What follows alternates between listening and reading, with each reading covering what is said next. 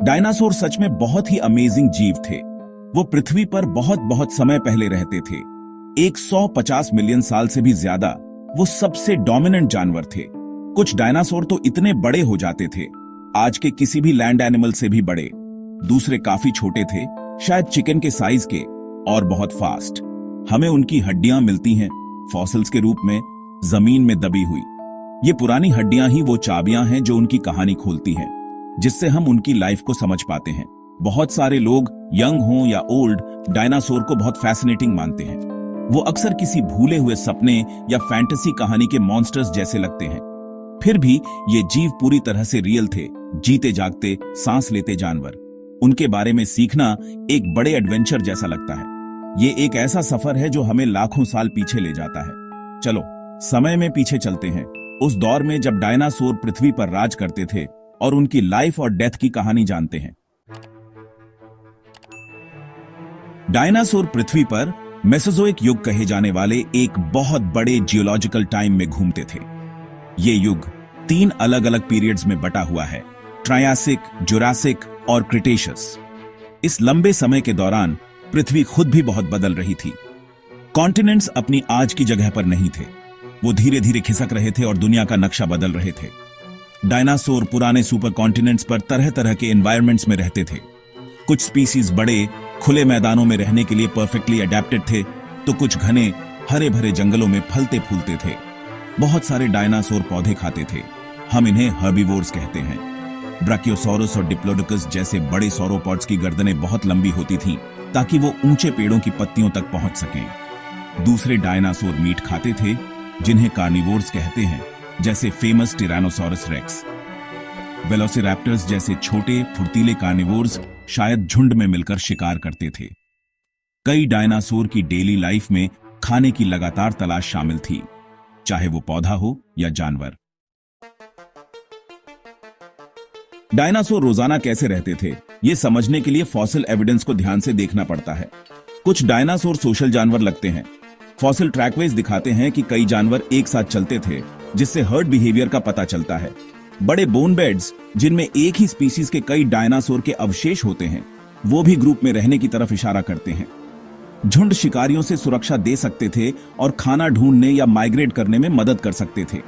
दूसरे डायनासोर, शायद कुछ बड़े कार्निवोर्स, अकेले रहने वाले जीव हो सकते थे। डायनासोर की लाइफ को जारी रखने के लिए रिप्रोडक्शन जरूरी था। फॉसिल डिस्कवरी से हमें पता है कि डायनासोर अंडे देते थे, जैसे आज के रेप्टाइल्स और बर्ड्स देते हैं। बहुत सारे डायनासोर के घोंसले मिले हैं, कुछ में अंडों के झुंड भी। मायासौरा यानी गुड मदर लिजर्ड की डिस्कवरी ने पेरेंटल केयर का पक्का सबूत दिया। डायनासोर एक दूसरे से कैसे कम्युनिकेट करते थे, ये भी स्टडी का एक फैसिनेटिंग एरिया है।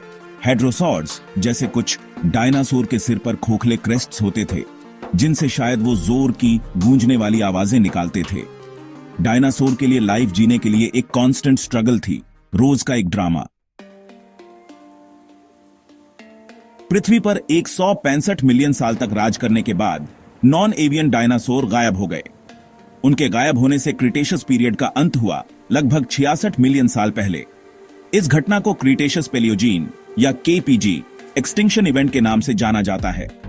इस मैस एक्सटिंक्शन के लिए सबसे ज्यादा मानी जाने वाली थ्योरी एक बहुत बड़े एस्टेरॉयड का टकराना है। साइंटिस्ट को इसके पक्के सबूत मिले हैं, जिसमें मेक्सिको में युकातान पेनिनसुला के नीचे चिकचुलब नाम का एक बहुत बड़ा क्रेटर भी शामिल है। करीब 10 किलोमीटर चौड़े एस्टेरॉयड का इंपैक्ट बहुत ही कैटास्ट्रॉफिक रहा होगा।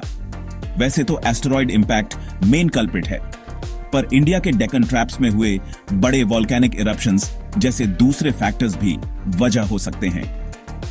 इन इरप्शंस से क्लाइमेट में बड़ा बदलाव आया होगा, जिसमें ग्लोबल वार्मिंग और एसिड रेन शामिल है।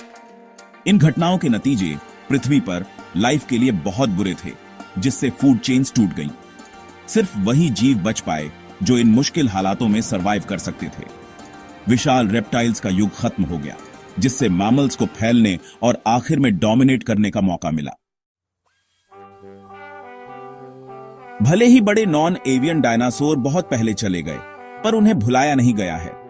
उनके फॉसिलाइज्ड अवशेष पृथ्वी के गहरे अतीत में झांकने का एक अनमोल मौका देते हैं।